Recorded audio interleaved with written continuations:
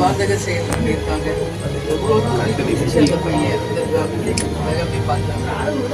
நியாயம் கிடைக்கும். கலங்காதீங்கம்மா, நிச்சயமா நியாயம் கிடைக்கும். கைகளை பிடித்து ஆறுதல் சொன்ன பிரேமலதா விஜயகாந்த்.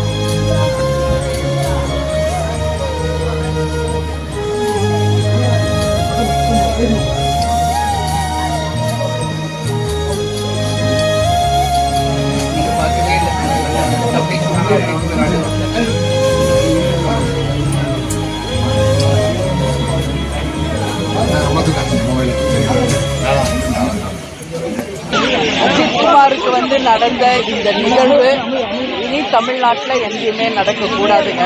அதை மெயினாக நான் சொல்லணும்னு நினைக்கிறேன். எங்களுடைய கண்டனத்தை, எதிர்ப்பை தெரிவிப்பதற்காக தான் இன்னைக்கு தேசிய முற்போக்கு திராவிட கழகத்தின் சார்பாக கருப்பு சீருடை அணிந்து எங்கள் கண்டனத்தை பதிய வைக்கிறோம். இப்போ அவங்க அம்மாவை பார்த்துட்டு வந்தேன், தம்பியை பார்த்துட்டு வந்தேன். அந்த அப்பாவி உயிர் என்ன தப்பு பண்ணுது? ஒரு விசாரணை கைதி தான். அவர் ஒன்றும் தீவிரவாதியோ கொலை குற்றவாளியோ கிடையாது.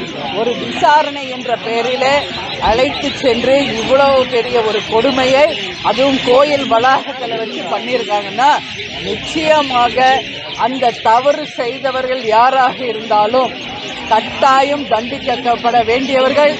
மிகப்பெரிய தண்டனையாக அவங்களுக்கு ஆயுள் தண்டனை வழங்கணும். தமிழ்நாட்டுல இந்த மாதிரி ஒரு கொடுமை இனி ஒருபோதும் நடக்க கூடாது. கடுமையாக வலியுறுத்திய தேமுதிக பொதுச் செயலாளர்.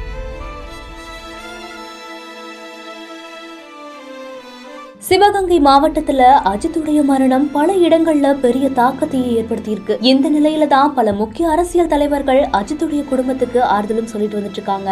சோ இந்த நிலையில தான் தேமுதிகவுடைய பொதுச் செயலாளரான பிரேமலதா விஜயகாந்த் அவர்களும் இறந்து போன அஜித்துடைய வீட்டிற்கு நேரடியாவே போய் அவங்களுடைய குடும்பத்துக்கு ஆறுதலும் சொல்லியிருக்காங்க. தமிழ்நாட்டுல இந்த மாதிரி கொடுமை வேற எங்கேயுமே நடக்க கூடாது அப்படின்னு தன்னுடைய வருத்தங்களை தெரிவிச்சிருக்காங்க.